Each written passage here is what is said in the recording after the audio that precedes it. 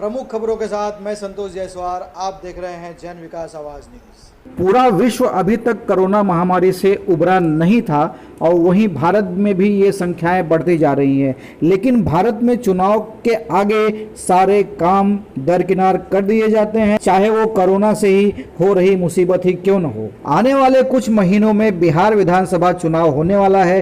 Bharatiya Janata party ने चुनाव का बिगुल फूंक दिया है और अमित शाह द्वारा डिजिटल रैली रविवार 7 तारीख को संपन्न हुई। बताया जा रहा है कि इस डिजिटल रैली में पार्टी ने 72,000 एलईडी स्क्रीन की व्यवस्था की थी। अमित शाह की इस रैली पर नजर डालें तो उन्होंने जो मुख्य बातें कही वो हम आपको दिखाते हैं। लूट एंड ऑर्डर से लॉ एंड ऑर्डर तक की यात्रा हमने काटी है। लाठी राज से कानून राज तक आए हैं, जंगल राज से जनता राज तक पहुंचे हैं, बाहुबल से विकास बल तक पहुंचे हैं और चाला घोटाले से डीबीटी तक की यात्रा नरेंद्र मोदी जी ने सफलतापूर्वक काटी। और लालू जी की पार्टी को मैं कहना चाहता हूं कि जिस प्रकार से हमने विकास का एक नया मार्ग प्रशस्त किया है, इसके लिए आपके पास कोई आंकड़े हो तो जरूर बताइएगा। मित्रों, बिहार के अंदर, देश के अंदर मोदी जी के नेतृत्व में, भारतीय जनता पार्टी के नेतृत्व में एनडीए ने भ्रष्टाचार, तुष्टीकरण और परिवारवाद को समाप्त कर रख दिया है। जातिवादी राजनीति को हमने हमेशा के लिए पूरा करने का काम ये भारतीय जनता पार्टी की सरकार ने किया। मित्रों, भाजपा की शक्ति संगठन है। मैं भाजपा के सभी कार्यकर्ताओं को कहना चाहता हूं, मोदी जी का आह्वान है, जब तक कोरोना के खिलाफ लड़ाई चल रही है, सेवा ही हमारा संगठन है। ये मंत्र के साथ हर कोरोना पीड़ित के साथ हम लगे, इसकी सेवा में लगे, जागरूकता बनाएं और जन जन को ये लड़ाई के साथ जोड़ने का काम करें। मित्रों, आने वाले दिनों में बिहार में चुनाव है। बिहार में चुनाव है। मुझे भरोसा है कि श्री नीतीश कुमार के नेतृत्व में 2/3 बहुमत के साथ एनडीए की सरकार बनेगी। परंतु अभी समय राजनीति करने का नहीं है। हम सब मोदी जी के नेतृत्व में कोरोना के खिलाफ जंग के अंदर लग जाए, जंग में जुड़े और आत्मविश्वास से जगमगाता आत्मनिर्भर भारत बनाने के हमारा जो मोदी जी का आह्वान है, वो आह्वान को सफल करने के लिए तन मन धन से अनेक महीनों तक काम करने का हम संकल्प ले। यही आप सबसे अभ्यर्थना है। आप सभी को भी पहली वर्चुअल रैली के अंदर शामिल होने की बहुत बहुत बधाई और आप सबको भी बहुत बहुत शुभकामनाएं। धन्यवाद। अमित शाह द्वारा जहां चुनाव प्रचार का आगाह हुआ, वहीं तेजस्वी यादव ने इस प्रचार को लेकर के सवाल उठाए। उन्होंने कहा कि प्रचार के लिए एक एलईडी स्क्रीन पर औसत खर्च 20,000 रुपए।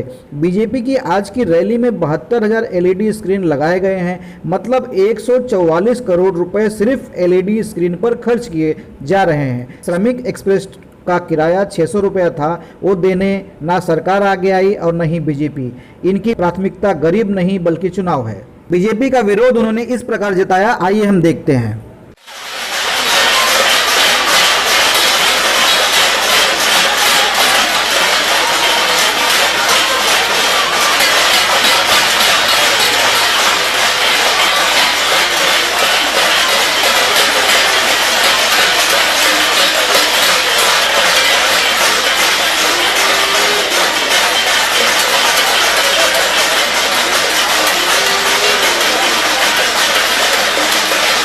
दूर किसान बेरोजगार थाली पीटने का काम कर रहा है। हमारा स्पष्ट मानना है कि जिस प्रकार से शारीरिक, मानसिक रूप से और आर्थिक रूप से जिस प्रकार से इस डबल इंजन के सरकार ने, चाहे वो बीजेपी की सरकार हो या नीतीश जी की सरकार हो, चाहे केंद्र हो या राज्य हो, उनको प्रताड़ना पूरी तरीके से जो है किया है। और हमारा स्पष्ट मानना है कि गरीब का पेट खाली है और जो दूसरे दर्जे का नागरिक के रूप में जो हमारे श्रमवीर और श्रमिक भाई हैं, जिस प्रकार का बर्ताव मौजूदा सरकार, चाहे केंद्र की सरकार, राज्य की सरकार ने किया है, लोग भूख से मर रहे हैं। इसलिए लोग जो है बेरोजगार हो चुके हैं। हम बताना चाहेंगे कि लगभग जो है 12 करोड़ लोग जो है पूरे देश भर में जो है बेरोजगार हैं, जिनकी रोजगार जो है वो छूटी है। इस कोरोना काल में 13 करोड़ के लगभग जो आंकड़ा है वो बीपीएल में जो है वो जुड़ा है। आप देख सकते हैं पूरे बिहार में हाहाकार मचा हुआ है और यहाँ की सरकार गरीबों को, मजदूरों को खाना देना चाहिए था। डिजिटल रैली का इस्तेमाल डिजिटली लोगों को पहुंचाने में करना चाहिए था, खाना खिलाने में करना चाहिए था, अस्पताल, बेहतर अस्पताल व्यवस्था सुविधा देनी चाहिए थी। लेकिन ये सरकार को अपना मात्र जो है सत्ता का भूख मिटाना है, ना कि गरीब का भूख मिटाना है। हमारा राष्ट्रीय जनता दल का स्पष्ट मानना है कि बीजेपी देश की, दुनिया की पहली ऐसी पार्टी है जो गरीब मजदूरों के मौत पर जश्न मनाएगी। आज अमित शाह जी रैली कर रहे हैं तो वो बताएं कि बिहार में आप लोगों ने दूसरे दर्जे के नागरिक जो श्रमिक हैं उनके साथ व्यवहार क्यों किया, जो रोजगार जिनका छिन गया उनके लिए आप क्या उपाय कीजिएगा। बीपीएल में 13 करोड़ पूरे देश भर में जो लोग हैं उनका नाम कैसे जुड़ा, देश भर में 12 करोड़ लोग, और हमने तो पहले भी कहा लगभग अगर 40 लाख का आंकड़ा ले ले श्रमिक भाइयों का और एक परिवार का आप 5 से जोड़ दे तो लगभग 1.5 से 2 करोड़ जो है संख्या आती है। बिहार में पहले से ही 7 करोड़ जो है नौजवान बेरोजगार हैं और नीतीश कुमार जी की जो अंतर आत्मा की जो उपज जो है वो बिहार सरकार की पुलिस विभाग की जो चिट्ठी है उसमें वो निकली है। एक एक शब्द, एक एक वाक्य वो नीतीश कुमार जी की अंतरात्मा की उपज है और माननीय मुख्यमंत्री जी के निर्देश पर ये सारी चिट्ठी की कवायद शुरू की गई है। मतलब अमित शाह जी और नीतीश कुमार जी से हम पूछना चाहेंगे कि क्या बिहार के गरीब मजदूर चोर हैं? अगर वो अपने घर आएंगे, जो तनाव में हैं, जो शारीरिक प्रताड़ना झेलनी पड़ रही है, आर्थिक प्रताड़ना झेलनी पड़ रही है, आखिर ये सिचुएशन अगर क्रिएट हुआ तो इसका जिम्मेदार कौन है, दोषी कौन है?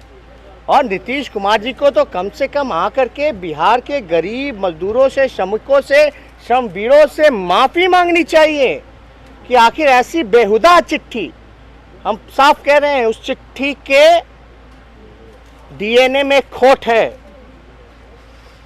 उस चिट्ठी के डीएनए में खोट है। पूरी तरीके से जो है नीतीश कुमार जी, अमित शाह जी, अगर आप मजदूरों का, गरीबों का सम्मान नहीं दे सकते तो अपमान मत कीजिए।